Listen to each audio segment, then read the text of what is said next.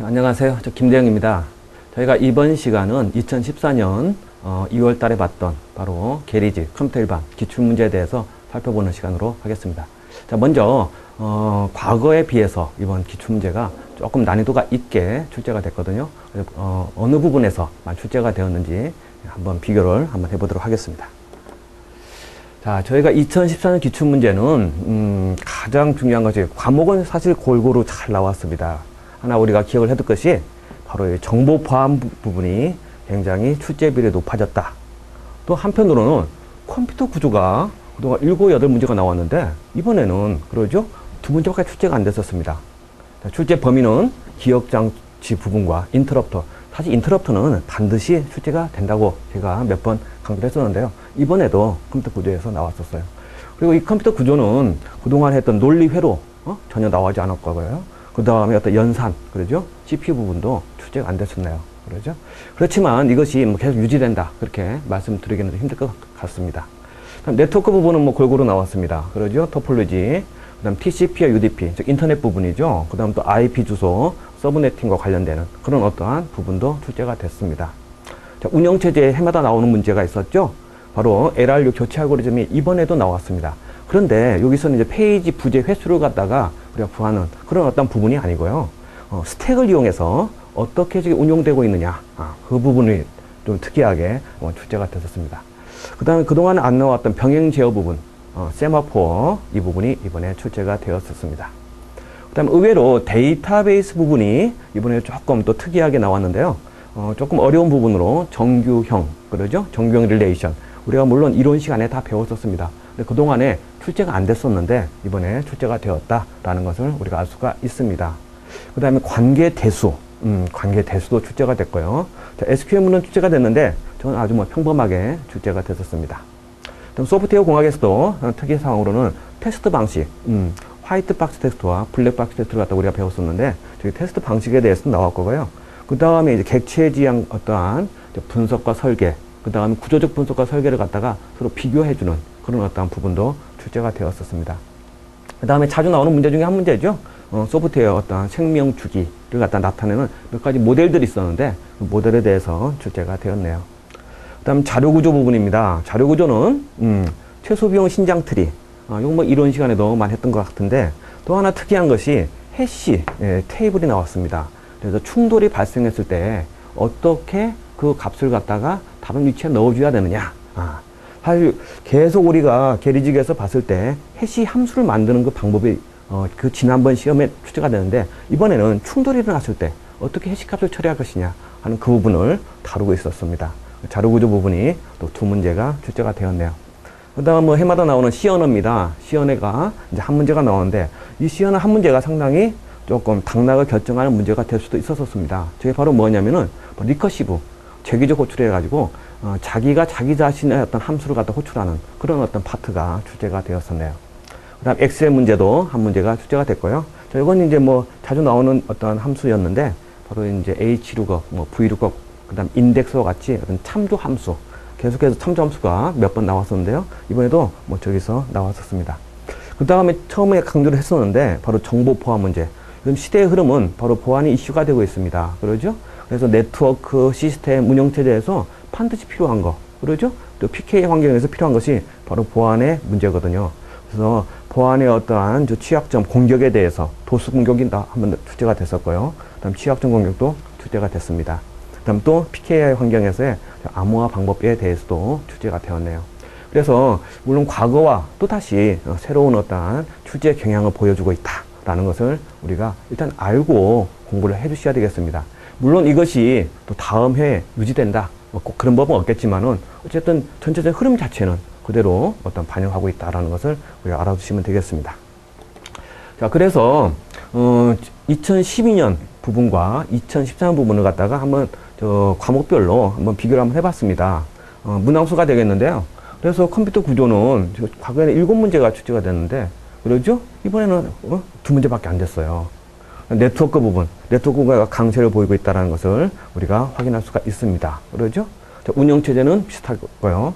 데이터베이스가 아까도 이야기 들었는데 바로 이제 관계 대순위 SQL 문장이 반드시 한 문제 나온다는 것을 우리가 또 확인할 수가 있겠습니다.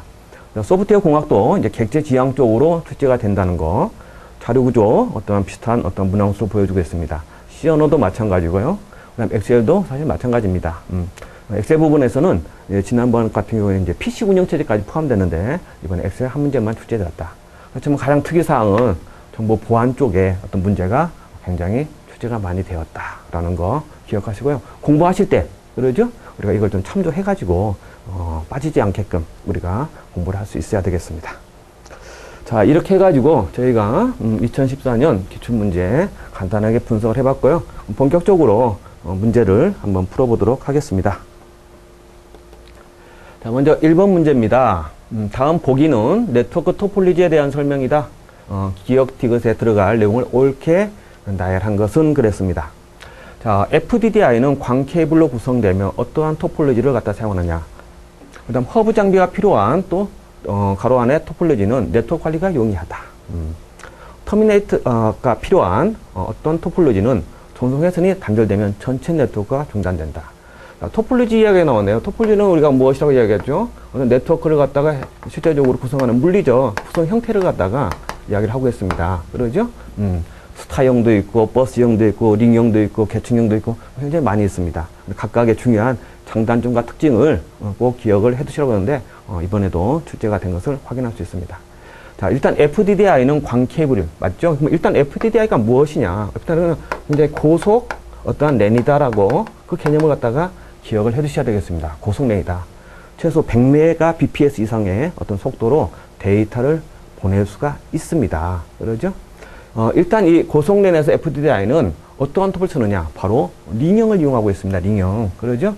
링형이라는 것은 우리 단말기가 이렇게 있겠죠? 갖다가 서로 이렇게 링형으로 서로 연결을 시켜서 이렇게 표현하고 있습니다. 또 하나 기억할 것은 이 FDDI는 상당히 고속으로 보내고요. 또 대규모의 데이터를 보내기 때문에 이것이 하나가 회선이 절단됐을 때는 문제가 생기겠죠. 그래서 회선을 2개 쓰고 있습니다. 이중링의 형태를 갖다가 쓰고 있다라는 것을 기억을 해두시면 되겠습니다. FDDI는 이중링을 쓰고 있다. 그래서 링형으로 일단은 우리가 구성이 된다. 저걸 하나 기억을 하시면 되겠습니다. 그럼 두 번째 문제입니다. 허브라는 장비가 있네요. 허브라는 장비라는 것은 어떤 허브를 경유해가지고 여러 멀티포트라 해가지고 여러 개의 단말기들을 갖다가 우리가 관리할 때 사용하는 거다라고 우리가 많이 배웠었죠. 그러죠? 하나의 허브를 이용하게 되면은, 하나의 허브를 이용해서 쭉 이렇게 이용하게 되면은 저것은 여기 단말기들 연결할 때는 그때는 우리가 일반적으로 스타형이다라고 이야기를 하고 있습니다. 그렇죠? 그런데 이 허브 장비를 문제는 여러 개를 썼을 때가 좀 중요합니다. 그러죠? 근데 여기서 지금 보기에도 스타형이 없기 때문에 저희는 허브 장비를 어떻게 운영하느냐. 중요한 어떤 핵심적인 단말기 하나를 갖다가 허브를 이용을 합니다. 그러죠? 그 허브에 또 다른 어떤 단말기들을 갖다가 연결을 시키는 겁니다. 그러죠? 그래서 이런 식으로, 그러죠? 여러 개를 갖다가 연결해가지고 또 다른 단말기들을 갖다가 관리하는 그런 어떠한 방법을 쓰고 있습니다. 그래서 여러 개의 허브들을 이용해서 이렇게 계층 구조로 표현하고 있는 그런 어떠한 우리가 토폴리를 볼 수 있는데 이게 바로 위에서 밑으로 쭉 되고 있는 트리 구조가 되겠죠? 예. 그래서 두 번째는 트리 구조, 어떠한 토폴리지다라는 것을 알 수가 있습니다. 그 다음에 세 번째가 상당히 중요합니다. 터미네이터가 필요한 그런 토폴로지는 전송회선이 단절하게 되면 전체 네트워크가 중단된다. 자, 터미네이터라는 것은 종단의 단말기입니다. 그러죠? 자, 이게 무슨 개념이냐? 결과적으로는 양쪽 끝에 단말기가 반드시 필수적으로 있어야 된다. 그런 어떤 뜻이 되겠죠. 우리가 이렇게 양쪽 끝에다가 단말기를 연결해가지고 요 중간에다가 이제 여러 어떠한 단말기들을 갖다가 연결해서 쓸 수가 있습니다. 이게 바로 우리는 버스형이죠. 여기서 하나 기억할 것이 만약에 이게 양단에 단말기, 즉 터미네이터가 없다고 한다면은 데이터를 보낼 때 다시 어떻게 돼요? 돌아와야 되겠죠. 돌아오게 됩니다. 이쪽에도 신호를 보냈는데 여기를 뚫고 나가가지고 다시 돌아오게 되겠죠. 돌아오는 것을 막기 위해서 반드시 터미네이터라는 어떤 종단의 단말기를 갖다가 반드시 설치를 해줘야 되는 것이죠.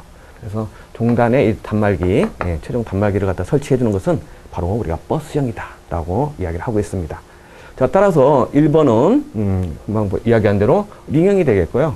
자, 2번은 바로 트리형, 계층형, 그다음 3번은 버스형이다. 버스형에 왜 터미네이터가 필요하느냐? 전송된 신호가 돌아오는 것을 방지하기 위해서 반드시 마지막 끝에다가 양쪽에 터미네이터 단말기가 필요하다라는 것을 기억을 하시면 되겠습니다. 따라서 답은 2번이 되겠습니다. 자, 이렇게 해가지고 저희가 첫 번째 문제 풀어봤습니다. 다음 두 번째 문제 한번 풀어보도록 하겠습니다. 자, 자료 구조의 문제가 나왔죠? 네. 자, 2번 다음 그래프를 대상으로 크루스칼 알고리즘을 이용한 최소 비용 신장 트리를 구성한다고 했을 때 이 트리에 포함된 간선 중에서 다섯 번째로 선택한 간선의 비용으로 옳은 것 그랬습니다. 자, 최소 비용 신장 트리 기억나시죠? 자료 구조에서 이론 시간도 많이 했었었는데요. 최소 비용 신장 트리라는 것은 어떤 각 노드들을 갖다가 한 번씩만 탐색하고 사이클을 갖다가 이루지 않으면서 그 그래프를 구성해주는 그런 어떠한 하나의 트리 구조를 갖다가 이야기를 하고 있는데요. 자, 이걸 구성하는 방법이 두 가지가 있습니다. 저기 있는 대로 크루스칼이 있습니다. 크루스칼 알고리즘이라는 게 있고, 일단 프림 방식이 있다고 했죠. 그래서 크루스칼 알고리즘은 어떤 거냐. 일단은 각 노드들을 갖다가 일단 만들어 놓고요. 저기에 해당하는 가장 작은 값들을 갖다가 하나씩 대입시켜서 그 다음에 트리 구조, 즉 그래프를 완성하는 그 방법입니다. 반면에 프림이라는 방법은 한 노드를 중심으로, 그러죠? 하나의 노드를 딱 선택해서 여기서 이제 이게 3이냐 5냐 해가지고 작은 쪽으로 그 다음에 노드를 갖다가 선택하는, 그러죠? 그러니까 A다, B다. B에서 또 다시 이렇게 나눠준다면 A는 5고 여기가 7이다. 그러죠? 그러면은 또 5를 또 선택해주는. 자, 이러한 방법으로 찾아가는 방법이 프림 방식이죠. 근데 여기서는 크루스칼 방식으로 이용해봐라. 사실 크루스칼 방법이 훨씬 더 효율적입니다. 자, 그래서 표를 갖다가, 그럼 원래 여기에 갖는 일단 노드들을 다 우리가 만들어 봐야 됩니다. 알기 쉽게 하기 위해서 제가 하나 준비를 했습니다. 자, 일단 각 노드를 갖다가 위치에 맞게끔 딱 그려놓고요. 그 다음에 가장 작은 가중치값을 갖다가 연결을 시켜가면서 사이클이 없도록, 그러죠? 중요한 사이클이 없어야 됩니다. 없도록 우리가 구성을 해보면 되겠습니다. 자, 지금 보니까 여기에서 가장 작은 가중치값을 가진 것이 V5하고 V6이죠? 요 사이에 간선이네요. 여기다가 간선 하나 설치를 합니다. 그러죠? 첫 번째 간선. 그 다음에는 이 3을 제외한 나머지 어떤 가중치값에서 가장 작은 값. 지금 보니까 V2하고 V4 사이에 5가 있네요. 그러죠? 5를 갖다가 이렇게 연결을 하면 됩니다. 그 다음에 5 다음에 6이 있네요. 아직까지는 사이클이 없네요. 자, 6은 V4하고 V5 사이에 여기 6이 존재를 합니다. 그렇죠? 세 번째까지 만들어졌습니다. 그 다음에 이제 7을 갖다가 해야 되겠네요. 7이 있죠? 근데 7을 하려고 V6, 4하고 V6 사이에 7이 존재하는데 딱 하게 되면 어떻게 돼요? 사이클이 나타나잖아요. 그러죠? 그래서 7은 제외가 돼야 됩니다. 이해되시죠? 7은 제외됩니다. 그 다음 8은 없고 9가 있네요. 9. 그러죠? 9가 V3하고 V5. 예, 여기 9가 됩니다. 이건 사이클이 없죠. 그러죠? 네. 그 다음에 보니까 10이 있네요. 10은 V3하고 V4. V3하고 V4. 여기 이렇게 하게 됩니다. 또 하게 되면은 어떻게 돼요? 사이클이 존재하죠? 사이클이 존재하는 간선은 우리가 제외를 시켜야 된다라고 이야기했으니까 10은 해당 사항이 없습니다. 그 다음 11입니다. 11이 있는데 11도 마찬가지 딱 하게 되니까 또 사이클이 나타나잖아요. 11도 제외해야 됩니다. 그렇죠? 그 다음에 12가 있네요. 12는 V1과 V3입니다. 이렇게 간선으로 연결되는 것이죠. 자, 이것은 12가 되면서 사이클이 나타나지 않죠. 자, 일단 여기까지입니다. 그러죠? 그래서 첫 번째, 두 번째, 세 번째, 네 번째, 다섯 번째. 그때 가중치, 간선의 가중값은 얼마? 12다. 라는 것을 알 수가 있죠. 네. 답은 그래서 4번이 되겠습니다. 자, 또 다음 문제 또 진행하도록 하겠습니다. 자, 다음은 우리가 컴퓨터 구조와 관련되는 부분인데요. 뭐 그렇게 어려운 문제는 아닌 것 같았어요. 자, 다음 저장장 중에서 접근 속도가 가장 빠른 것부터 순서대로 나열한 것 그랬습니다. 저장체, 기억장치 우리가 계층 구조, 저것만 잘 이해하시면은 누구나 쉽게 풀 수 있는 그런 어떤 문제였죠. 계층 구조는 CPU로 봤을 때 가장 많이 일단 이용하는 것이 레지스터다라고 이야기했죠. 레지스터가 있었습니다. 그렇죠? 그 다음에 캐시 메모리가 있었고요. 그 다음 주기억 장치가 있었습니다. 그러죠? 그 밖에 여러 가지 보조 기억 장치. 예, 기억 장치. 이게 바로 계층 구조다라고 이야기했죠. 자, 이쪽으로 위로 올라갈수록 어떻게 돼요? 속도는 아주 고속이다. 그 다음 여기는 저속이다라고 이야기를 하고 있습니다. 또 위로 올라갈수록 가격이 비싸다고 했죠? 고가다. 여기는 저가다. 또 위로 올라갈수록 그렇지만 용량은 작다라고 했죠? 그래서 여기는 소용량이다. 다음에 이것은 대용량이다. 이런 어떤 우리가 구별을 할 수 있고 각각의 특징이 있습니다. 자, 가장 빠른 게 그럼 대체 뭘까요? 가장 빠른 거 레지스타입니다. 그러죠? 그래서 기억번. 그 다음 빠른 것은 네, 캐시 메모리죠? 네. 그 다음 디귿번. 그 다음 주기억 장치 하드디스크. 주기억 장치는 롬이나 램으로 구성되어 있습니다. 그래서 반도체 메모리죠? 굉장히 빠릅니다. 그래서 주기억 장치가 하드디스크 보조기 장치보다 빠르다. 그래서 기억, 디귿, 니은, 리을. 네. 답은 몇 번? 네. 1번. 바로 나오게 됩니다. 그렇게 어려운 문제 아닌 것 같습니다. 자, 다 설명이 됐고요. 저 다음 문제 진행하도록 하겠습니다. 자, 4번 문제입니다. 자, 4번 문제 좀 어렵죠? 그러죠? 네. 당락을 결정했던 또 문제 중에 한 문제였었습니다. 다음 조건에 따라서 입력 키값을 해시 테이블에 저장했을 때 그때 해시 테이블에 내용으로 옳은 것 그랬습니다. 그때 해시 테이블의 크기는 7이다. 일단 주소를 보관하는 테이블의 크기가 있는데요. 7개로 구성이 되어 있다라는 뜻이 되겠고, 그때 주어진 해시 값은 어떤 주어진 값 해시를 갖다가 처리를 하는데 어떤 식으로 처리하느냐. 주어진 값 모두 7입니다. 그러죠? 여기도 의미가 나오죠? 그래서 어떠한 주어진 값을 갖다 입력 값을 7로 나눴을 때 나머지를 갖다가 계산을 해주는 그런 어떤 방법을 채택을 하고 있고, 저기에 해당하는 위치 값을 갖다가 위치에 넣어주면 되겠다라는 것이죠. 자, 그런데 우리가 어떠한 값을 갖다가 해서 해시 함수를 거쳤는데 나오는 주소 값이 같은 값이 나오더라는 얘기죠. 한 가지 예를 들어서 3을 입력을 했는데 주소 값이 만약에 2가 나왔다. 만약에 5를 입력했는데 예를 들어 주소 값이 또 2가 나왔다. 자, 같은 어떠한 주소가 발생이 됐습니다. 자, 이거가 우리 무엇이라고 그랬죠? 콜리전. 바로 충돌이 발생했다는 것이죠. 그럼 충돌을 어떻게 해결하느냐? 자, 그 이야기가 나왔네요. 충돌은 2차 조사법으로 처리한다. 사실 2차 조사법을 갖다가 모르게 되면은 우리는 사실 이 문제를 풀 수가 없었습니다. 그래서 이런 충돌이 발생을 했을 때 어떤 입력에 의해서 같은 주소값이 나올 때 충돌이라고 우리가 알고 있는데 이 충돌을 갖다 어떻게 해결하느냐? 여러 가지 방법이 있습니다. 그러죠? 대표적인 방법이 이제 선형조사법이 있고요. 선형조사법. 선형조사법은 어떤 충돌이 발생하면은 빈 공간, 다음에 빈 공간에다 넣어주는 것입니다. 그러죠? 그 다음에 2차 조사법이 있어요. 2차 조사법. 지금 같은 경우는 2차 조사법이네요. 그러죠? 요것은, 간단한 하나의 공식을 또 이용을 하고 있는데요. 그 주어진 공식에 의해서 그 위치가 지정되는 겁니다. 또 다른 함수를 쓰는 것도 있습니다. 또 이중조사법이라는 것도 있어요. 그죠? 이중조사법. 여러 형태가 일단은 주어져 있는데 지금 저희가 풀려고 하는 것은 2차 조사법으로 처리를 하라라고 되어 있습니다. 자세한 운영은 조금 이따 정리를 하도록 하고요. 자, 일단은 들어오는 입력 키 값은 먼저 9, 16, 2, 6, 20 이런 순서대로 들어왔을 때 바로 테이블이 어떻게 데이터가 저장되느냐 그런 어떤 방법입니다. 자, 이 부분은 쭉 한번 제가 잘 적어 좀 들어보겠습니다. 자, 먼저 우리가 좀 알고 계셔야 될 것이, 먼저, 입력되는 값을 갖다가 해시 함수를 거쳐서, 그러죠? 나오는 어떤 주소 값을 계산해 봐야 되겠죠? 그래서 먼저 첫 번째 입력 값이 9가 되겠습니다. 그러죠? 9. 자, 9를 갖다가 모드, 그렇죠? 지금 해시 함수로 적용하는 겁니다. 이거 해시 함수죠? 해시 함수로 적용했을 때, 모드 9, 7로 나눴죠. 그러죠? 그럼 나머지를 갖다가 그 해시 값의 위치로 쓰겠다라고 이야기했습니다. 그럼 9를 갖다가 7로 나눴을 때 나머지는 얼마가 될까요? 여기에 의해서 나머지는 2가 됩니다. 맞죠? 예. 근데 이 나머지 값이 바로 뭐가 되는 거예요? 해시 테이블의 위치가 되는 겁니다. 자, 그러면은 이렇게 위치를 구해놨어요. 그러죠?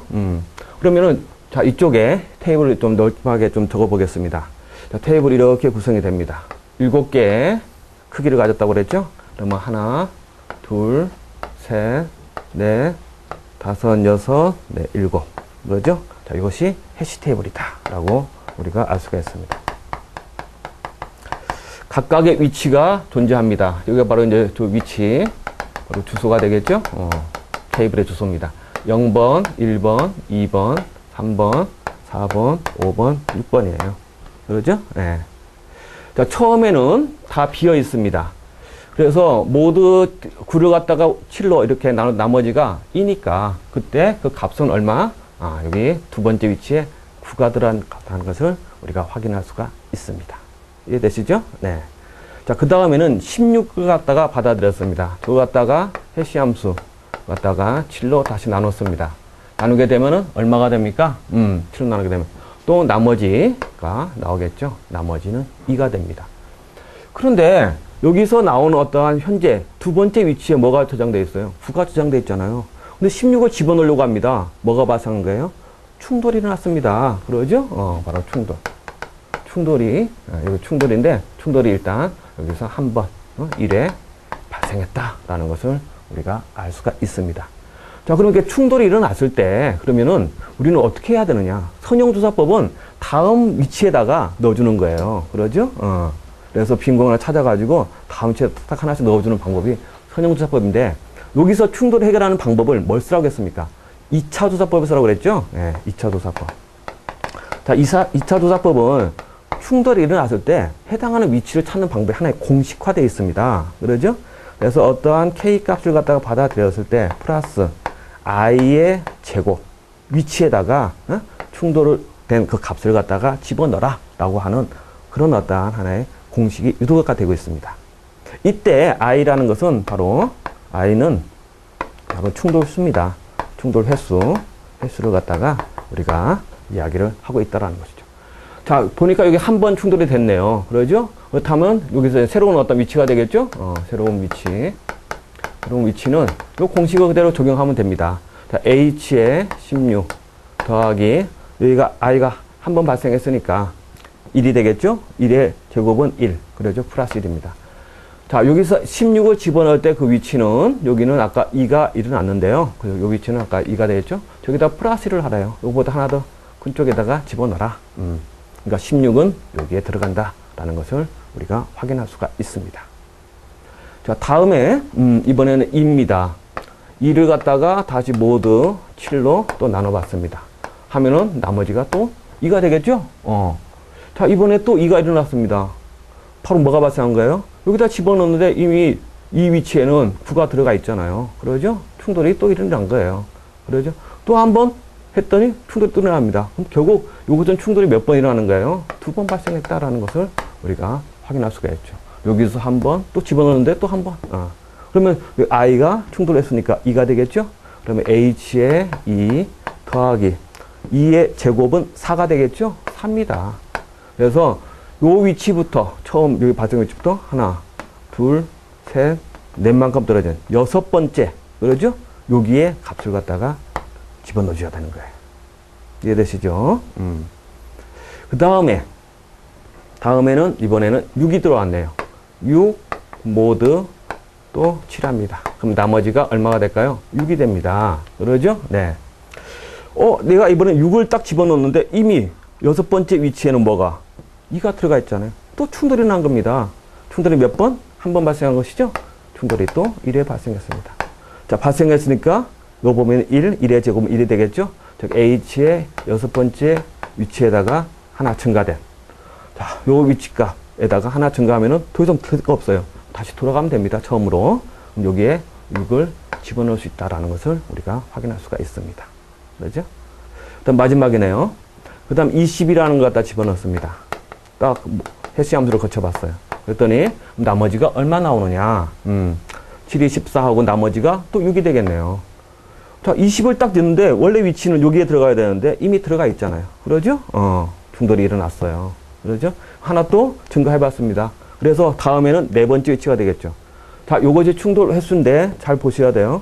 처음에 해가지고 다음 위치를 찾았어요. 그러죠? 위치를 찾아보니까 그 다음에 어디? 이쪽에 또 충돌이 일어났다라는 것이죠. 자, 저거 다시 한번 공식을 잘 적용을 해보죠.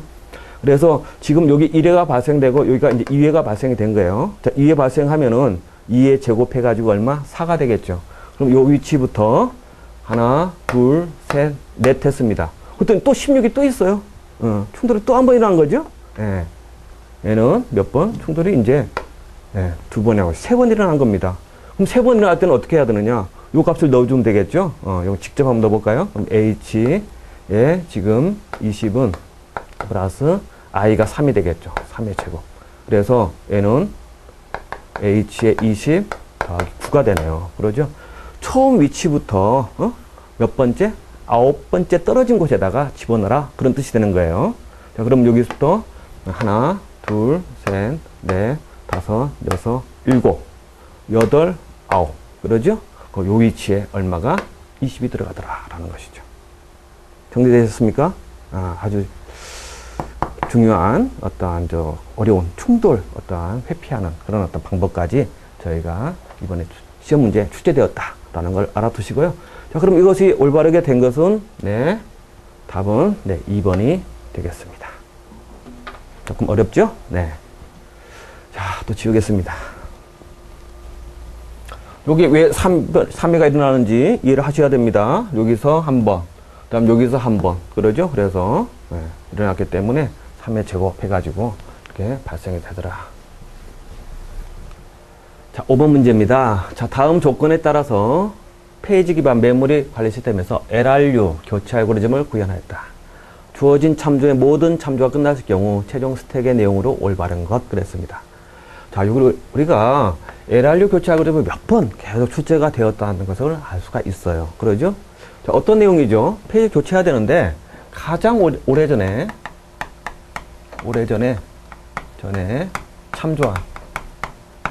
참조한 페이지를 갖다 교체하는 것이죠. 네.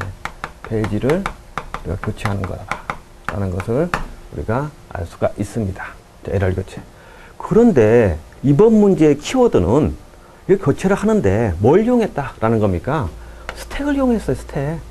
그래서 스택을 이용해 가지고 그 스택의 최종 어떠한 스택의 내용을 갖다가 출력한 것으로 올바른 것을 찾는 겁니다. 그러죠? 지금까지 우리가 조금 풀었던 어떤 페이지 부재 횟수를 구한다든가 그거하고는 좀 틀립니다. 직접 스택을 이용해서 어떻게 운용하느냐라는 걸 갖다가 이번 출제 내용으로 지금 하고 있는 것이죠. 자, 1번. LRU, 자, 조건이 있는데 구현 시 스택을 사용한다. 금방 이야기를 드렸고요. 프로세스에 할당된 페이지 프레임은 4개다. 그 다음 들어오는 참조열은 자, 요렇게 들어오고 있습니다. 자, 기본 형태는 다 똑같습니다. 한번 그려보겠습니다. 자, 스택으로 운영된다는 건 그 사실이 좀 중요합니다. 쭉 참조열이 되겠죠? 네, 참조열. CPU가 이러한 페이지를 참조한답니다. 자, 1, 2, 그러죠? 3, 4, 5.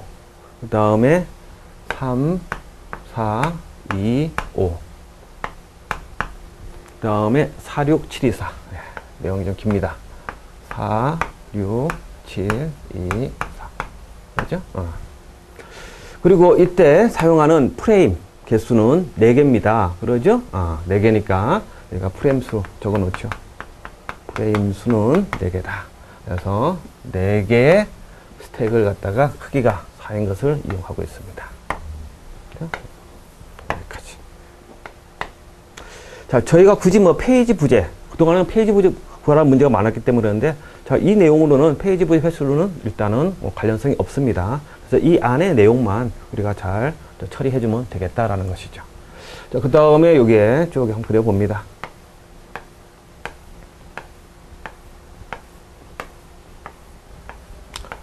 최종적으로 이 안에 들어있는 값이 어떻게 되느냐. 저걸 갖다가 지금 문제가 물어보는 거예요. 그러죠? 예.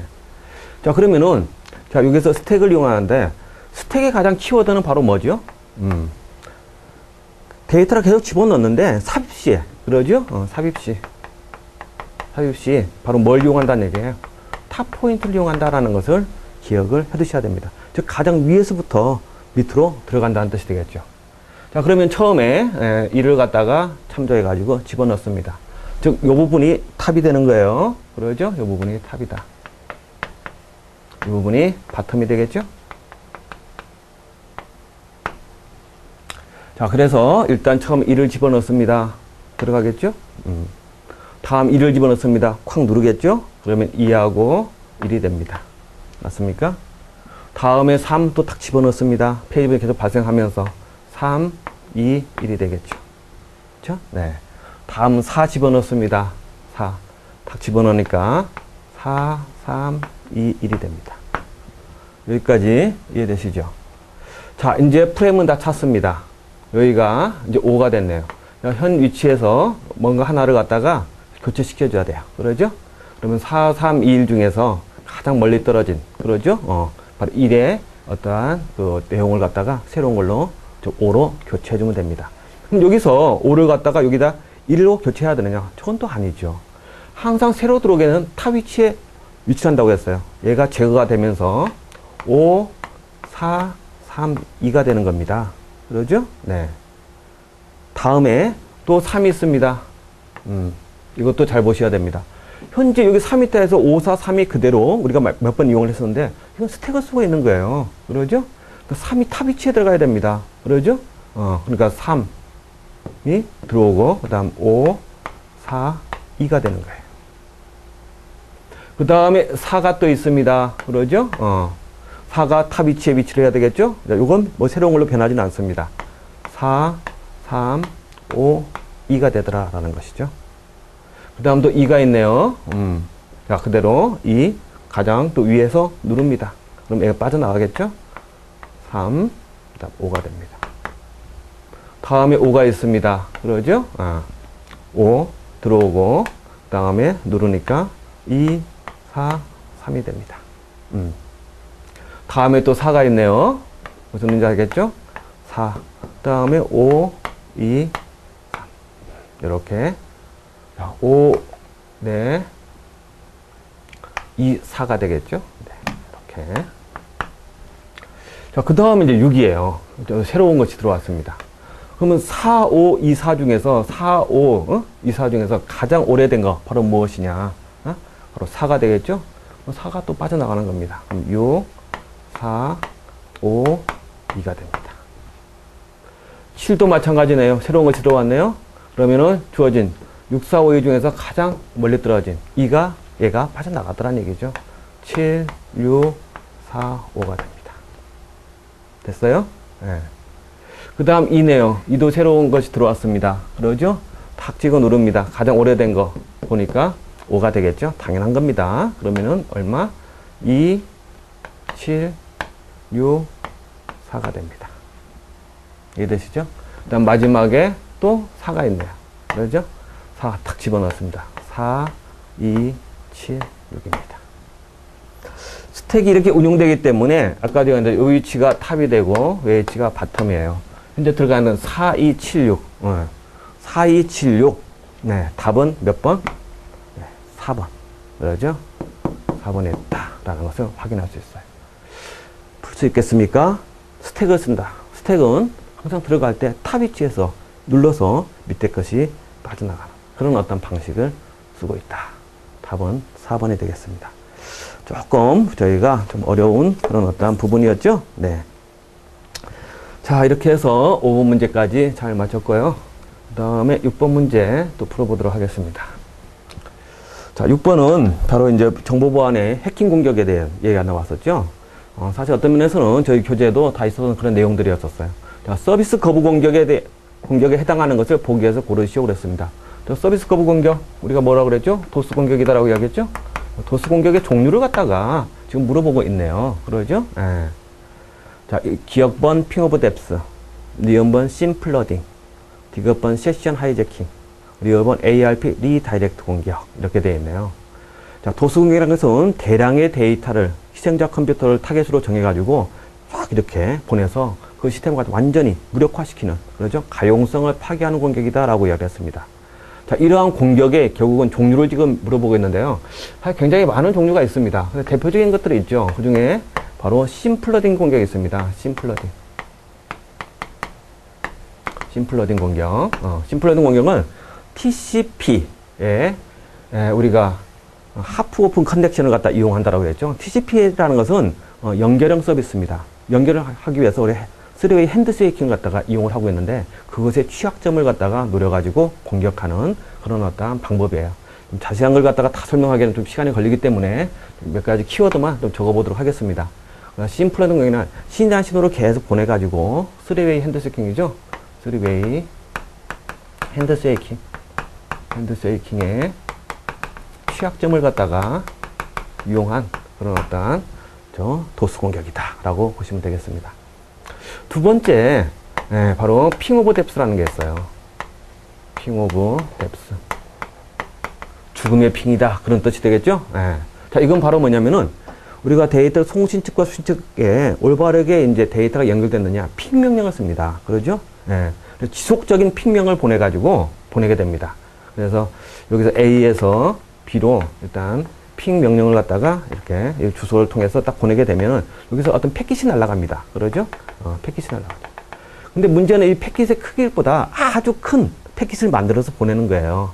그렇다면은 일반 패킷의 크기보다 훨씬 큰 패킷, 즉 6535 바이트보다 큰 패킷을 갖다가 만들어 보내게 되면은 이쪽에서 전송될 때 얘가 분할됩니다. 분할돼서 전송이 되는 것이죠. 분할돼서 전송이 되면은 요 비수신 측에서는 분할된 내용을 갖다가 뭘 해야 될까요? 조립해야 되겠죠. 그러죠?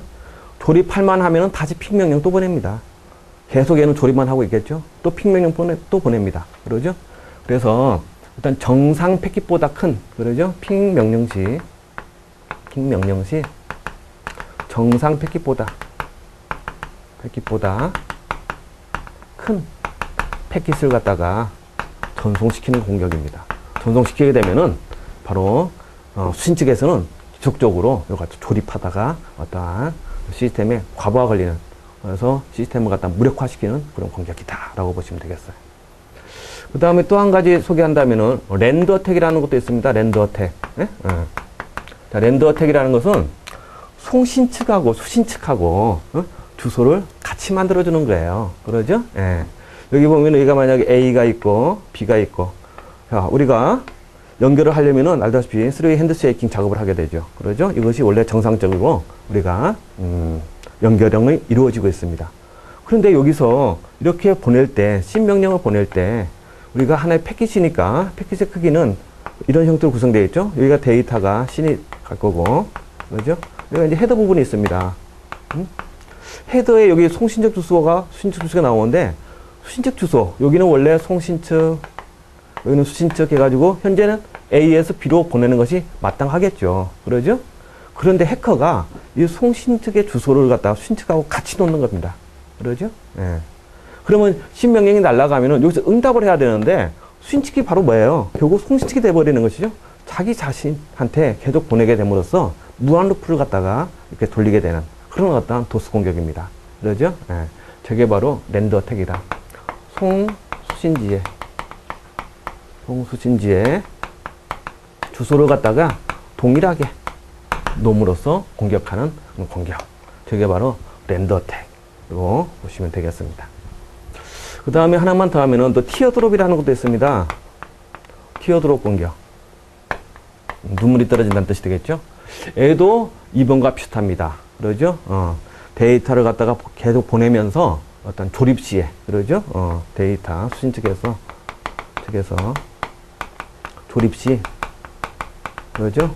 오프셋이라고 이야기하는데요. 오프셋 거리를 갖다가 조작하는 겁니다. 오프셋 거리를 갖다가 조작해서 과부하를 걸리게 만들어주는 그런 거예요. 대표적인 것이 이런 도스 공격이죠. 물론 이거 말고도 이제 지속적으로 뭐 메일을 갖다가 보내는 메일 범부, 그러죠? 메일 폭탄이라든지 이런 거 전부 다 대표적인 도스 공격입니다. 자, 지금 딱 두 가지가 나왔네요. 답은 기억과 니은번입니다. 세션 하이제킹은 서비스 커버 공격이 아니죠. 세션 하이제킹은 둘이 연결되어 있는 인증을 갖다가 받은 두 어떠한 세션이 연결되어 있는 두 시스템 중에서 하나를 갖다가 내가 무력화시키고 저걸 갖다가 권한을 뺏는 겁니다. 즉 인증 권한을 뺏는 그런 공격을 세션 하이제킹이다. 자, ARP 리다이렉트. ARP라는 것은 바로 스위치를 이용하고 있는데요. 자, ARP 뜻이 바로 뭐죠? IP 주소는 아는데 맥 주소를 모르는 거예요. 그래서 IP 주소에 해당하는 맥 주소를 갖다 알려달라고 ARP를 갖다가 딱 던져주면은 그런 어떠한 그 해당하는 IP를 가진 뭐가? 맥주수를 가진 것을 응답을 하겠죠. 그러죠? 응답을 하는데, 해커 컴퓨터가 먼저 응답을 해가지고, 그 어떤 송신 측으로 하여금 해커로 방향을 바꿔주는, 그러죠? 자, 여기가 만약에 A가 있고요. 여기가 스위치가 이렇게 있습니다. 자, 스위치는 맥주수만 우리가 이용한다는 거 알 수가 있죠? 여기에 보니까 B도 있고, C도 있고, D도 있고, 여기 해커 컴퓨터가 있다고 합시다. 그러죠? 그럼 여기서 이제 IP 주소를 갖다가 알고 있어요.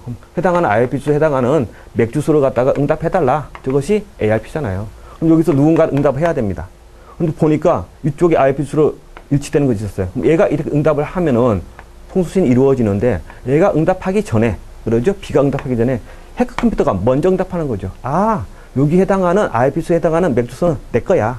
라고 응답을 하게 되면은 여기서는 맥 주소가 날라왔으니까, 그러죠? 이쪽으로 가야 될 것이 이쪽으로 방향이 틀어지는 것이죠. 그걸 리다이렉트 공격이라고 하고 있습니다. 그래서 이렇게 공격하는. 그렇지만 이것은 우리가 도스 공격은 아니다 라는 것도 기억을 하시면 되겠습니다. 자, 이렇게 해서 이것이 답은, 그래서 기억과 니은번입니다. 6번의 답은 1번입니다. 자, 저희가 좀 많은 설명을 드렸는데요. 어차피 해킹이라든지 정보 보안은 이제 필수적이니까 꼭 알고 계셔야 될 것 같아요. 자, 또 다음 문제 풀어보도록 하겠습니다. 조금 속도를 좀 높여보겠습니다. 그 다음 7번 문제입니다. 자, 전형적인 컴퓨터 구조 문제죠. 자, 데이지 체인 우선순위 인터럽트 방식에 대한 설명으로 옳은 겁니다. 데이지 체인. 그러죠? 예. 우리가 인터럽트 우선순위를 갖다가 결정하는 방법이 폴링과 데이지 체인 있죠? 네, 여기서는 하드웨어적인 데이지 체인 방식을 갖다가 지금 물어보고 있네요. 옳은 겁니다. 1번, 인터럽트를 발생시키는 장치들이 병렬로 연결된다? 땡, 틀렸습니다. 직렬로 연결시키는 그 방법이죠. 두 개 이상의 장치에서 동시에 인터럽트가 발생하되면 CPU는 이들 모두 무시한다? 아닙니다. 그러죠? 하나 처리하고 바로 이어서 처리합니다. 그러죠? 그 다음에 3번. 인터럽트를 발생시키는 장치가 인터럽트 인식 신호로 받게 되면 자신의 장치번호를 중앙 컴퓨터로 보낸다. 맞습니다. 자, 일단 여기까지 보고 그림을 간단히 그려볼까요? 자, 여기가 결국은 CPU가 이렇게 있습니다. 많은 어떠한 장치들이 연결되어 있죠? 여기가 장치, 번호를 보겠습니다. 1번. 그러죠? 여기는 장치 2번. 여기는 장치 3번. 그러죠? 자, 이렇게 붙어 있습니다. 또 이렇게 장치가 1, 2, 3 붙였는데 왜 굳이 이렇게 했느냐? 얘가 우선순위가 높습니다. 우선순위가 높다라는 거죠. 번호가 낮을수록 우선순위는 낮습니다. 그래서 CPU와 가장 가까운 곳에서 우선순위가 높은 장치들을 갖다가 일단 쭉 연결하죠. 쭉 지금 연결되어 있으니까 얘는 직렬 방식이다라는 것을 알 수가 있어요. 그러죠? 그래서 인터럽트가 딱 발생되면은 바로 CPU한테 보고를 하게 됩니다. 그럼 CPU는 장치 번호가 날라오니까 일일이 확인할 필요가 없죠. 폴링이 아니고 장치 1에서 발생시켰구나. 또 만약에 장치 3에서 발생하게 되면 장치 번호로 보내기 때문에 3번 장치구나. 그래서 바로 이 장치를 갖다가 우리가 인식시킬 수가 있다라는 것이죠. 자, 그 이야기죠. 인터럽트 발생된 장치가 인터럽트 인식 신호를 받는 자신의 장치 번호를 CPU로 보내주는 그 방법이다. 정확하게 맞는 표현입니다.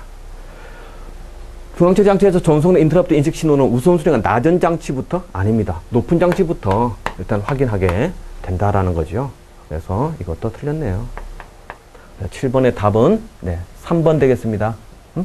7번의 답은 3번 되겠어요. 자, 또 넘깁니다. 자, 다음 문제.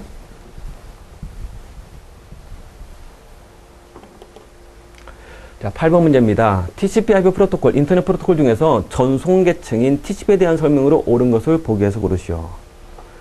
자, 기억, 비연결형 서비스다. 땡, 틀렸죠? 자, TCP는 연결형 서비스, 그 다음에 신뢰성 서비스를 제공합니다. 그죠? 서비스다. 연결형, 신뢰성. 그러죠? 니은, UDP보다 데이터 전송 신뢰도가 낮다? 금방 얘기하는 신뢰도가 높아요. 그러죠? 중요한 메시지는 TCP로 보내게 되어 있습니다. 송신할 데이터를 패킷 단위로 전송한다. 맞죠? 네. 조금 정확한 표현으로는 세그멘트라는 단위가 있는데요. 어차피 그 세그멘트를 갖다가 내려오면서 패킷으로 변환됩니다. 패킷 단위로 전송합니다. 신측에서 잘못 전송된 패킷에 대해서는 재전송 요구한다. 바로 잘 보냈는데 신뢰성이 떨어졌어요. 그럼 다시 보내달라고 요청하는 거죠. 바로 순서 제어를 하기 위해서. 그래서 순서 제어, 흐름 제어, 또 오류 제어. 지금 같은 경우 잘못 전송된 거네요. 네, 그래서 오류 제어, 오류 제어 하죠. 그래서 이 기능만 있느냐? 추가적으로 흐름 제어 기능도 있고요. 그 다음에 순서 제어 기능도 있습니다. 자, 이렇게 함으로써 신뢰성 있는 서비스를 제공시키는 것이죠. 그래서 맞는 것은 디귿번하고 리을번 되겠습니다. 기억 리을은 들어간 거 다 틀렸습니다. 답은 3번 되겠습니다. 이렇게 해서 8번까지 알아봤습니다. 자, 다음 9번 문제입니다. 자, 다음 C 프로그램의 실행 결과로 옳은 것 그랬습니다. 자, 이 문제가 또 당락을 결정하는 문제였었는데요. 지금 C 언어 지금 보니까 함수가 주어져 있고요. 자, 여기 메인 함수가 있습니다. 바로 어떤 결과를 갖다가 운용하는데 한번 해보도록 하겠습니다. 자, 인티저 A가 0이고요. 여기 서브 함수를 갖다가 호출을 했네요. 그리고 4라고 하는 어떤 값을 갖다가 넘겨줬습니다. 그러면 이 4가 어디로? 이쪽으로 넘어가서 이 함수를 처리하게 됩니다. 그러죠? 자, 현재 n이 얼마죠? 이제 4가 되는 겁니다. 자, 그럼 물어보죠. n이 0이냐? 0일 때는 0을 값을 리턴한대요. n이 1이냐? 1값 리턴하죠? 저희는 얼마입니까? n이 4잖아요. 4니까 이 함수를 갖다가 또 호출합니다. 중요한 것이. 서브 함수로 갔는데 다시 서브 함수를 또 호출하는 거예요. 자기 자주 호출하죠? 이걸 갖다 우리는 리커시브 호출, 또 리커시브 콜, 또는 재기적 호출이라고 표현합니다. 자, 이거 처리를 해봐야 되겠어요. 자, 여기서 좀 보기 쉽게 좀 적어보겠습니다. 서브 n-1, 그러죠?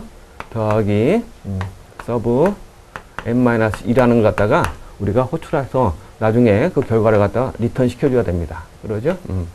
현재 n 값은 얼마다고요? 4죠? 자, 그럼 그대로 적어보겠습니다.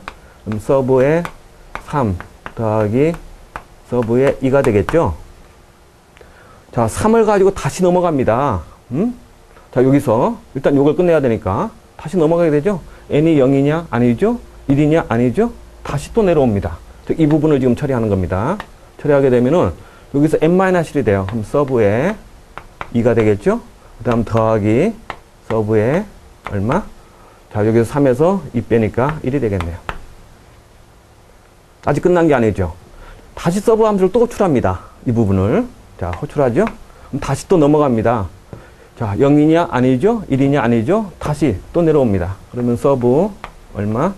1 플러스 서브 0이 되겠고요. 아까 여기 있었던 게 있었죠? 서브 1 이렇게 됩니다.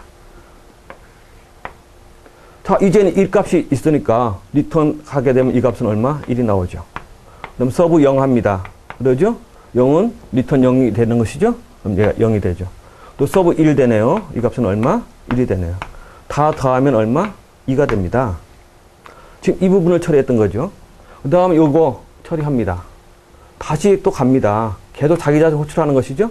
그러면 서브 얼마? 1 더하기 서브 0이 됩니다. 이거 그대로 적용시키면 되기 때문에요. 이해되시죠? 네.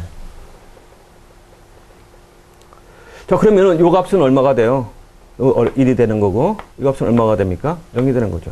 두 개 더했더니 얼마? 1이 되는 것이죠. 자, 2 더하기 1을 하게 되면은 최종 결과는 얼마? 3이 되죠. 그래서 9번의 답은 바로 4번. 답은 3번이 됩니다. 자기 자신을 계속 호출해 가면서 바로 처리하고 있어요. 그래요? 자, 좀 어려운 문제였죠? 네. 자, 이렇게 해서 또 9번 문제 정리를 했습니다. 다음 10번 문제입니다. 자, 이제는 뭐 그렇게 까다로운 문제들은 없고요. 쭉쭉 진행 한번 해보겠습니다. 자, 다음은 프로젝트 동기화 문제 해결하기 위해서 사용하는 세마포어 알고리즘에 대한 설명으로 옳지 않은 것 그랬습니다. 드디어 운영체제 중에서 병행 제어를 갖다가 처리해주는 그런 문제가 나왔네요. 그러죠? 동기화 문제를 처리하기 위해서 세마포.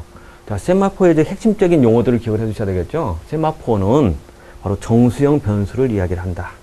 또 세마포는 어디서 사용하는 걸까요? 바로 상호배제와 동기화 문제를 갖다가 처리할 때 사용하고 있다. 그러죠? 또 세마포는 P연산, V연산을 이용하고 있다. 여기까지죠? 한번 보겠습니다. 1번, 잘못된 겁니다. 세마포 알고리즘은 상호배제 문제 해결할 수 없다. 이거 잘못됐네요. 해결할 수 있습니다. 옳지 않는 건 바로 답이 나오네. 1번이 되겠네요. 상호배제와 동기화 문제를 해결할 수 있습니다. 2번, 세마포 변수 일반적으로 실수형 이것도 틀렸습니다. 그러죠? 시청 변수를 사용하지 않는다. 맞죠? 정수형 변수를 쓴다라고 이야기했죠? 네. 그러니까 이건 맞습니다.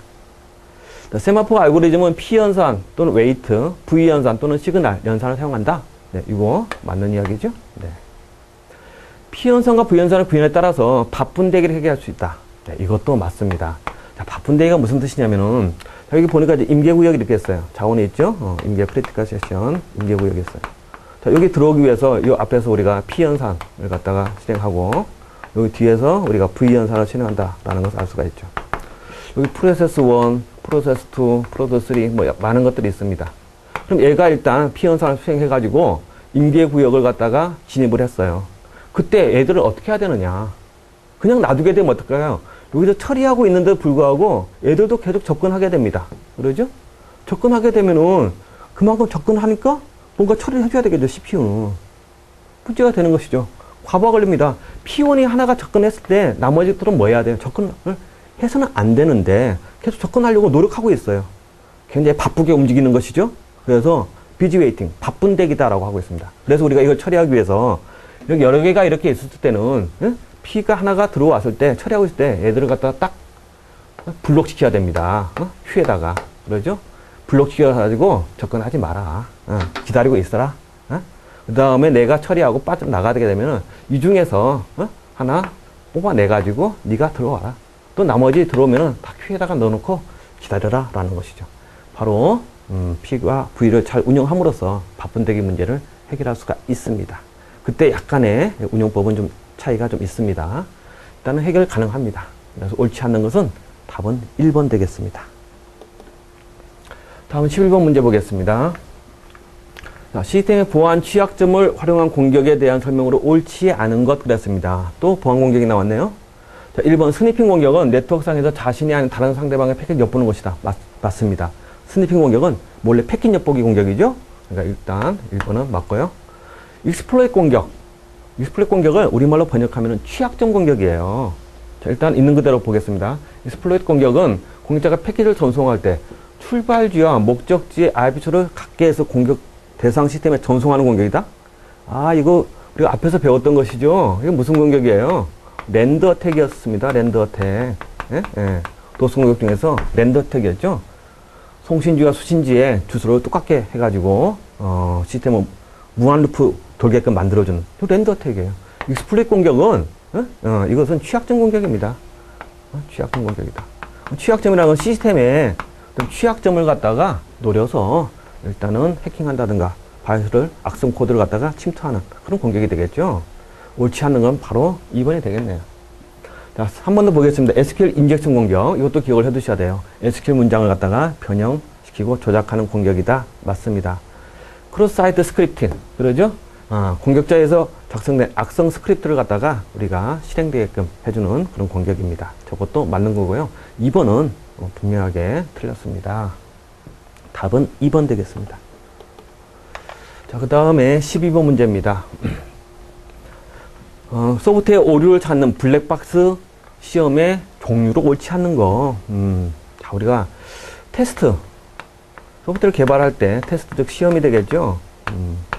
테스트하는 방법을 지금 물어보겠는데 방법에는 크게 두 가지가 있죠. 하나는 화이트 박스 테스트, 그다음 또 하나는 블랙 박스 테스트가 있어요. 화이트 박스 테스트의 가장 핵심은 얘는 논리성을 따집니다. 논리 구조. 논리 구조가 문제가 있느냐. 반면에 블랙 박스는 어떠한 소프트웨어를 봤을 때 논리 구조 보지 않는 거죠. 소스코드를 보지 않고 얘는 기능, 그러죠? 기능. 그러니까 기능 수행, 기능 검사입니다. 기능만 검사해 주는 것이다. 따라서 얘는 소스가 필요하죠. 소스가 필요하다. 반면에 얘는 소스가 불필요합니다. 그냥 자기가 원하는 기능만 수행하면 돼요. 프로그램 잘 짜고 못 짜고 저건 그렇게 중요하지 않다라는 것이죠. 자, 이때 화이트 박스 테스트에 여러 가지 이제 종류가 있습니다. 그러죠? 그 중에 대표적인 것이 바로 기초 경로 검사라는 게 있어요. 경로 어떠한 검사 시험이 있습니다. 얘는 바로 논리적 어떤 복잡성을 갖다가 우리가 알아보는 그런 검사예요. 그 다음에 또 뭐가 있냐면 루프 검사라는 것도 있습니다. 루프 검사. 무한 루프가 일단 일어나느냐라는 것을 또 알아보는 그런 방법도 있고요. 그다음 또 조건 검사도 있습니다. 조건 검사. 조건에 일치하는 그런 내용이냐. 그다음 또 데이터 흐름 검사도 있고요. 지금 보게 되면 논리적 구조에 따른 그러죠? 데이터 흐름 검사. 검사도 있다는 거죠. 반면에 기능 검사를 해야 되는 또 많은 어떤 종류가 있는데요. 그 중에 이제 대표적인 것이 동치분할 검사라는 게 있습니다. 동치분할. 동치분할 검사라는 것은 입력 조건에 맞는 거하고 맞지 않는 것을 같은 어떠한 데이터를 가지고 검사하는 겁니다. 그러죠? 조건에 맞는 어떤 개수. 그러죠? 저기 만약 5개, 맞지 않는 거 5개, 같은 값을 놓고 처리해 주는 거다. 동치분할이다. 라고 표현하고 있죠. 그 다음에 지금 원인 효과 분석 그래프도 있네요. 원인, 효과, 그래프 검사가 있습니다. 얘는 어떤 출력의 결과는 항상 입력에 의해서, 입력과의 관계에 의해서 출력에 영향을 받는다라는 걸 갖다가 이야기를 하고 있습니다. 입력에 의한 어떤 출력의 영향도를 갖다가 조사해 보는 것. 저것이 원인 효과 그래프 검사다라고 보시면 되겠고요. 그럼 또 비교 검사도 있습니다. 비교 검사라는 것은 일단 여러 개의 어떤 버전이 다른 소프트웨어들을 이용하는 것이죠. 그래서 같은 데이터를 처리해 보는 겁니다. 그래서 서로 같은 값이 나오느냐, 저걸 갖다가 판별해 보는 그런 방법이에요. 자, 지금 딱 보니까 비교 검사 블랙박스죠? 기초 경로 검사 얘가 바로 화이트 박스가 되겠죠? 답은 2번이 되겠네요. 그러죠? 동치분할 원인 효과 이거 전부 다 블랙박스 검사입니다. 12번의 답은 2번. 13번 문제입니다. 데이터베이스 정규형 문제가 나왔네요. 그렇죠? 네. 자, 다음 어떤 릴레이션 R에서 R의 A, B, C, D가 복합 어트리뷰트 A, B를 기본 키를 가지고 있고 함수 종속성이 다음과 같이 나타났을 때 이 릴레이션 R은 어떤 정규형이냐. 자, 4개의 어떤 속성들의 어떤 관련성을 봐야 되는데요. 그 중에 키가 A하고 B라고 합니다. 제가 그림으로써 한번 살펴보겠어요. 얘가 바로 현재 기본 키가 되겠죠? 자, 기본 키에 다른 어떤 성격이 종속되고 있다는 걸 우리가 알려주네요. C하고 D. 자, 여기에 대해서 어떤 C는 완전함수 종속되고 있습니다. 또 D도 이렇게 있는데 D도 마찬가지예요. 그러죠? 완전함수 종속되고 있습니다. 요거는 키 전체에 대한 그런 얘기가 되겠죠? 그런데 이 중에서 키를 구성하고 있는 요 B가 바로 C를 갖다가 종속하고 있네요. 키를 구성하는 것도 원래 2개잖아요. 그 중에 하나가 종속시키고 있습니다. 바로 이 부분을 갖다가 무엇이라고 말해요? 부분함수 종속이다라고 하는 것이죠. 부분함수 종속이 지금 나타났어요. 그 다음에 C가 또 D를 갖다가 결정을 하네요. C가 D를. 자, 이것은 생각해 보세요. 자, 우리가 이 부분인데 B가 C를 결정하고 또 C가 D를 결정하면 결국 뭐가 나타납니까? C가 D를 결정하게 돼요. 죄송합니다. B가 D를 결정하게 되는 이행함수 종속이 나타나죠. 그래서 이 부분에서는 바로 이행함수 종속이 나타납니다. 그래서 부분함 종속과 이행함 종속 모든 걸 다 제거한 것도 아니고 해결한 것도 아니고 그대로 존재하고 있는 자, 이런 함수. 자, 이러한 릴레이션 바로 제1 정규형이죠. 제1 정규형의 부분함 종속이 나타나잖아요. 이걸 제거했을 때 우리가 이 정규형이고 이 정규형 문제점인 이행함 종속이 나타나면 저거 제거했을 때 3정규형이다라고 하고 있습니다. 근데 다 이게 존재하기 때문에 답은 1번 되겠습니다. 제1 정규형. 자, 또 다음 문제 풀어보겠습니다. 14번이 되겠습니다. 자, 다음 보기는 소프트웨어 개발 방법론에 사용하는 분석 설계 도구에 대한 설명이다. 기억에서 디귿번에 들어갈 내용을 옳게 나열한 것은 그랬습니다. 읽어볼까요? 자, 시스템 분석을 위해서 구조적 방법론에서는 어떠한 다이어그램? 자, 우리가 구조적 분석 도구라는 게 있었죠? 그 중에 대표적인 것이 DFD. 기억나세요? 구조 분석 도구의 자료 흐름도였죠? 자료 흐름도. 그 다음 DD라는 것도 있었죠? DD 자료 사전, 데이터 사전. 그 다음 미니스펙도 있죠? 미니스펙. 대표적인 우리가 구조적 분석 그런 도구였잖아요. 그러죠? 예. 이게 미니. 소단위 명세서다라는 이야기도 했었습니다. 자, 그래서 여긴 바로 뭐가 들어가야 돼요? 자료 다이어그램 또는 데이터 흐름. 자료 흐름도 또는 같은 말로 데이터 흐름도. 데이터 흐름도가 필요합니다. 그러죠? 그렇지만 또 이러한 분석을 위해서 객체지향 방법론에서는 어떠한 다이어그램이 널리 사용되고 있다. 자, 자료의 흐름도와 마찬가지로 데이터의 어떠한 그 객체에 대한 어떤 기능, 기능을 갖다가 살펴볼 수가 있는데, 저게 바로 뭘까요? 바로 유스케이스 다이어그램입니다. 그러죠? 그래서 유스케이스 다이어그램. 유스케이스 다이어그램은 중요한 것이 시스템의 어떤 기능, 기능을 갖다가 우리가 파악할 수 있다라는 것이죠. 자, 데이터 흐름, DFD가 되겠고, 얘는 DFD죠. 그 다음에 시스템 설계를 위해서 구조적 방문에서는 구조도가 사용되고 있습니다. 자, 분석을 위해서 이걸 쓰는 거고, 그 다음 설계를 위해서 알다시피 구조도가 있죠. 구조도라는 건 트리 구조로 나타나는 그런 어떤 모듈을 갖다가 트리 구조로 표현한 겁니다. 그런데 이런 구조도와 비슷하게 객체지향 방문론에서는 어떤 것이 있느냐.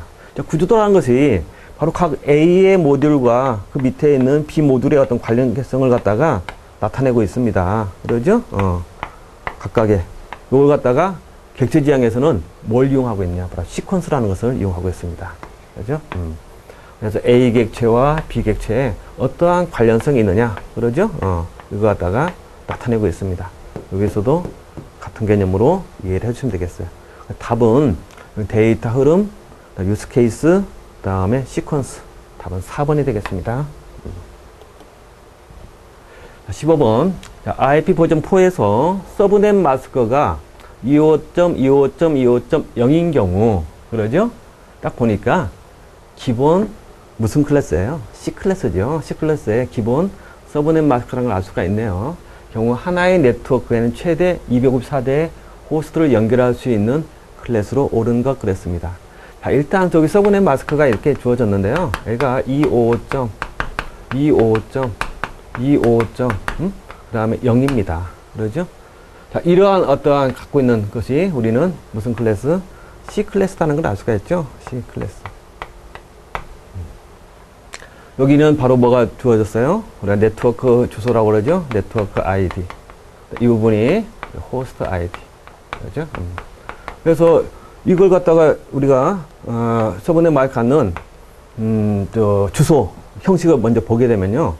여기가 이제 전부 다 32비트가 되겠죠? 32비트 중에서 호스트가 갖고 있는 것이 8비트입니다. 그렇죠? 얘가 호스트 아이디죠. 호스트 아이디가 얘가 8비트예요. 나머지는 물론 클래식 표자를 포함해 가지고 네트워크 아이디로 나오죠. 네트워크 아이디. 자, 일단 여기 중요한 건 호스트니까 8비트로 표현되니까 만들 수 있는 호스트 연결할 수 있는 것은 2의 8승. 얼마가 되죠? 256개가 됩니다. 그렇지만 여기서 2개를 제외해야 되죠. 바로 그 네트워크 주소와 브로드캐스트 주소를 제외해. 그러죠? 실제 활당 가능한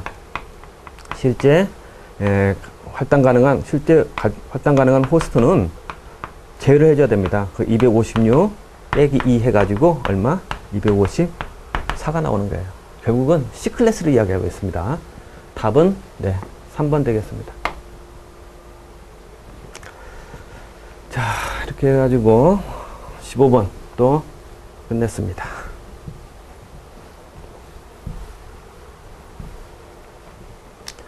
다음은 16번 문제입니다. SQL인데요. 아주 너무 단순한 문제였고 누구나 맞출 수 있는 문제였죠. 자, 사원 테이블에서 사원 번호가 100인 튜플을 삭제. 튜플을 삭제하는 거네요. 딜리트라는 걸 알 수가 있고요. 삭제한 SQL 문장으로 옳은 것 그랬습니다. 사원 번호가 100인 조건. 그래서 이거 뭐 딜리트, 프롬 뒤에 테이블 이름 그러죠? 조건을 갖다 주는데 조건은 바로 회어절에다 기술하게 되죠. 회어절에. 그 회어절 밑에다가 조건식을 넣어주면 됩니다. 자, 이거 뭐 인이 들어가 있네요. 잘못 표현된 것 같고요. 드롭 무조건 틀렸습니다. 드롭 틀렸죠? 네, 형식은 답은 1번. 16번의 답은 1번. 너무 쉬운 문제였었습니다. 다음 17번입니다. 자, 17문제는 항상 해마다 한 문제가 또 나오고 있는 우리가 엑셀 문제가 한 문제가 나왔네요. 근데 뭐 크게 어려운 문제는 아닌 것 같습니다. 자, 함수 문제가 되는데요. 읽어보겠습니다. 다음과 같은 데이터가 입력되어 있는 엑셀 시트에서 어떤 수식이 이렇게 입력되어 있다고 하네요. 자, 이 수식을 갖다가 처리했을 때 그 결과는 어떻게 되느냐. 자, 여기서 이제 키워드는 함수가 2개가 쓰이고 있죠. 먼저 안쪽에 있는 함수를 먼저 설명을 좀 드리겠습니다. 자, 인덱스 함수라는 것은 그 적어준 형식이 어떤 범위가 나옵니다. 그 다음에 행과 열의 위치가 나옵니다. 그리고 이걸 갖다가 처리했을 때 결과는 바로 뭐냐면은 지정된 범위에서 행렬의 위치를 찾는 겁니다. 행렬의 위치 값을 갖다가 뽑아내는 거예요. 그죠? 지금 같은 경우는 이 범위가 A2에서 C5 중에서 2열의 위치를 찾아낸 뜻이 되겠거든요. 그러죠? 일단 함수는 항상 안쪽부터 먼저 처리하게 되죠. 그럼 A2 여기서부터 그러죠? 요 범위 이 안에서 2행 1, 2, 3, 4 행은 이렇게 되는 겁니다. 1행, 2행 그 다음 또 1열, 2열 정확하게 마주치는 교점은 C123이 튀어나오네요. 그러죠? 일단 요거의 결과는 C의 1, 2, 3이 됩니다. 그러죠? 자, 여기다 다 적어볼까요? 그럼 여기가 정확하게 C의 1, 2, 3이 나오더란 얘기죠. 그 다음 이제 H 루급을 수행하면 됩니다. 그러죠? H 루급. 호리존탈이죠? 어떤 수평 어떤 테이블에서 원하는 결과를 또 뽑아내는 겁니다. 자, 이것의 형식은 여기다 어떤 찾고자 하는 기준값이 있어요. 기준값이 나오고요. 그 다음에 또 범위가 있습니다. H 루급 수행할 범위. 그 다음에 여기서 추출할 행번호죠. 추출할. 그 다음에 행번호. 호리존탈이니까.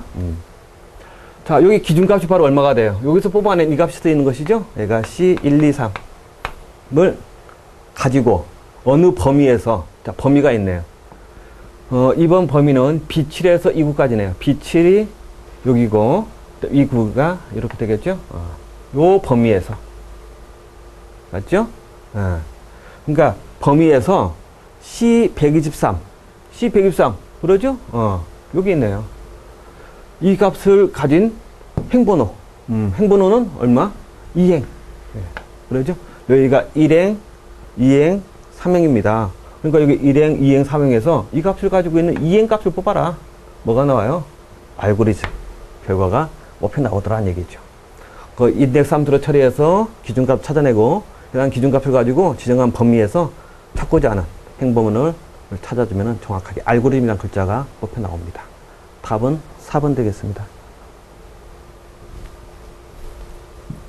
그 다음에 18번 문제입니다. 자, 이것도 마찬가지 보안과 관련되는 문제인데요. 공격기 기반 구조, PKI죠. 에 대한 설명으로 옳지 않은 것 그랬습니다. 자, 인증기관은 공격기 인증서의 발급을 담당한다. 네, 정확히 맞는 표현이죠. 인증서는 인증기관에서 일단 발급합니다. 공격기 기반 구조는 부인 방지 서비스 제공이 가능하다. 맞습니다. 공격기는 일단 인증 제공하고 있죠. 네. 또 전자서명이니까 우리가 무결성도 제공하고요. 그다음 부인 방지, 네. 다 또 심지어 기밀성도 제공하고 있죠. 이와 같은 것들을 다 제공하는 것이 가능합니다. 2번 맞죠? 공개키로 암호화된 데이터는 암호화에 사용된 공개키 해독한다? 땡 틀렸습니다. 무슨 키예요? 개인 키죠? 프라이빗 키로 해독을 해줘야 됩니다. 3번 내용은 틀렸습니다. 공개키로 암호화했을 때는 바로 개인 키로. 개인 키로 암호화됐을 때는 공개 키로 우리가 해독을 해야 된다. 자, 공개 기반 구조는 알고리즘을 통해서 암호화와 전자 설명을 제공해주는 복합적인 보안 시스템 환경이다. 네, 맞습니다. 그래서 옳지 않은 것은 답은 3번 되겠습니다. 18번의 답은 3번. 다음 문제 19번 문제입니다. 자, 다음 어떠한 관계대수의 수행 결과로 옳은 것 그랬습니다. 새로운 문제가 나왔었죠. 관계대수의 특징, 관계 해석 특징. 그 정도는 우리가 예상을 했는데요. 실제 이걸 처리해주는 연산 결과를 갖다가 이번 시험 문제에 내본 것 같아요. 일단 프로젝트, 요 파의 기호는 프로젝트를 의미하고요. 프로젝트 연산, 실렉트, 시그마는 실렉트 연산. 그 다음 이렇게 된 것은 조인 연산을 갖다가 나타내고 있습니다. 자, 관계 대수가 또 주어졌고요. 우리가 짐작하기로 항상 안쪽에 있는 가로부터 처리하죠. 그래서 구매와 상품을 갖다 조인시킵니다. 조인한 결과를 가지고 가격이 40보다 작은 것만 실렉트 뽑아내고, 근데 뽑아내긴 뽑아내는데 뭐 고객 번호와 상품 코드만 뽑아내라 라는 것이죠. 따라서 가장 먼저 할 것은 일단 이걸 갖다가 가장 먼저 처리를 해줘야 됩니다. 그러죠? 그 다음에 2가 되겠고, 그 다음에 여기가 3번이 되는 것이죠. 그러죠? 그럼 구매 테이블하고 상품 테이블하고 좀 더 조인을 시키겠습니다. 자, 조인이란 얘기는, 그렇죠? 우리가 조인을 할 때는 가장 중요한 것이 공통 속성이 있어야 돼요. 공통 속성이 갖다가 이용을 해서 조인 시키는 겁니다. 그래서 구매하고 하는데, 그러니까 P1이 존재하죠? 같은 P1이 있느냐 해가지고 같은 P1이 있으면 적어주면 됩니다. 직접 해보겠습니다. 그럼 100일 때 P1. 그러죠? 구매의 고객 코드, 구매의 상품 코드입니다. 그 다음에 여기 P1 일치가 되어 있고, 그 다음 비용과 가격이죠? 비용이 20, 그 다음 가격이 35가 되겠습니다. 그 다음에, 그럼 이게 다 지금 검사를 하는 거예요. 그 다음 200번, 고객 200번에 상품 P2네요. P2하고 같은 것이 있느냐? 비교합니다. 고객 200번에 P2가 존재를 하고 있죠? 그때 비용 50, 그 다음 65가 됩니다. 그 다음 100에 P3죠? 찾아봅니다. P3 있네요. 그러죠? 그럼 100에 P3. 그때 10하고 27이 됩니다. 그러죠? 그 다음 100에 P2가 되죠? P2가 존재하죠? 그럼 100에 P2, 50하고 65가 됩니다. 그 다음 200에 P1이 되겠죠? 네, 200에, 그 다음 P1. 그러죠? P1 보면은 여기가 20이 되겠고, 여기가 35가 됩니다. 지금 여기도 공통 속성을 갖다 상품 코드로 비교해가지고 같은 걸 찾아내는 거예요. 그 다음에 300에 보게 되니까 P2가 있는데, P2와 같은 것이 이 값이죠? 50하고 65가 됩니다. 자, 이것이 바로 구매와 그 다음에 상품 코드를 갖다가 뭐 한 거예요? 자연 조인 시킨 겁니다. 그 결과가 이렇게 나온 것이죠. 자, 이 중에서 그 다음에 이거 연산해야죠. 가격이 40보다 작은 거. 자, 이것이 가격이라는 걸 알 수 있습니다. 원래 좀 적어 봐야 되는데, 이게 고객 번호였죠? 고객 번호, 그 다음에 이거 상품 코드, 그 다음에 여기가 비용, 그 다음에 가격이었잖아요. 그러죠? 근데 가격이 40보다 작은 것만 뽑아냅니다. 그러니까 뽑아내니까 일단 이렇게 되네요. 40보다 크고, 뽑아내죠? 여기가 되죠? 또 작은 거, 3개가 뽑혀 나오네요. 여기가 실렉트가 연산한 것이죠? 다음에 프로젝트 시킵니다. 뽑아내긴 뽑아내는데, 뭐하고 뭐만? 고객 번호와 상품 코드만. 그러죠? 그러니까 이 중에서 이 부분. 그러죠? 100, 그 다음에 100, 200, 그 다음 상품 코드. 여기서 해당하는 거 P1, 해당하는 거 P3, 해당하는 거, 요것만 나오네요. 그럼 100, 100, 200, P1, P3, P1. 100, 100, 200. 답은, 네, 정확하게 3번이 됩니다. 상당히 좀 어려운 그런 어떤 관계들, 연산자를 갖다가 시험 문제가 나왔습니다. 순서대로 저걸 하시면 조인을 할 줄 아셔야 돼요. 조인을 해가지고 가격이 40보다 작은 거 뽑아내고 그 중에서 고객번호 상품 코드만 우리가 추천해주면 되겠다. 답은 3번 되겠습니다. 자, 그 다음 마지막 문제가 되겠습니다. 20번 문제. 자, 20번. 소프트웨어 생명주기 모형 중에서 프로토타입 모형에 대한 설명으로 옳은 것을 보기에서 고르시오. 자, 생명주기 모형에 굉장히 많은 것들이 있죠. 폭포스 모형, 프로토타입 모형, 그 다음에 나선형 모형, 4세대 모형 많이 있는데요. 프로토타입 모형에 대한 특징을 갖다가 지금 물어보고 있네요. 자, 올바른 것을 찾는 겁니다. 프로토타입 모형의 마지막 단계는 설계다. 프로토타입이 대체 뭐예요? 시제품을 만들어 주는 것이죠. 미리 시제품을 만들어서 최종 어떤 결과물을 갖다가 우리가 예측해 보는 겁니다. 시제품이라는 뜻이잖아요. 미리 만들어 놓고 확인한다. 근데 그 모형의 마지막 단계는 설계가 아니고 구현이죠. 칩을 만들어야 되니까. 설계다. 틀렸습니다. 발주자가 모빌 시스템의 모습을 미리 볼 수 있다. 맞습니다. 미리 완성된 어떤, 정확지는 않지만은 샘플을 만들어서 보기 때문에 어떤 대충 미리 볼 수 있습니다. 자, 퍼포스 모형보다 발주자의 요구사항을 반영하기가 용이하다. 이게 가장 큰 중요한 특징이죠. 예. 그래서 미리 보여주면서 잘못되면은 바로바로 또 다시 만들어주고 또 보여주고 또 수정할 게 있으면 또 보여주고 하기 때문에 바로 사용자의 요구사항을 잘 우리가 반영하기가 쉽다. 프로타입별로 구현 시스템에 대해서 베타 테스트를 시한다? 그렇지 않습니다. 그러죠? 테스트할 필요가 없습니다. 프로타입은 유지보수 해줄 필요가 없이 바로 마지막에 이렇게 시제품을 갖다가 직접 해가면서 오류를 수정하기 때문에 베타 테스트가 필요 없다. 그래서 올바른 것은 니은과 디귿바. 답은 2번이 되겠습니다. 자, 저희가 이렇게 해가지고요, 2014년도 바로 계리직 모든 기출문제를 풀어봤습니다. 간단치 않게 출제가 되고 있다는 것을 우리가 확인할 수가 있겠고요. 자, 이 출제 문제를 풀어봄으로써 또 새로운 출제 경향을 갖다가 이해해 주시고 공부하셨으면 좋겠습니다. 수고하셨습니다.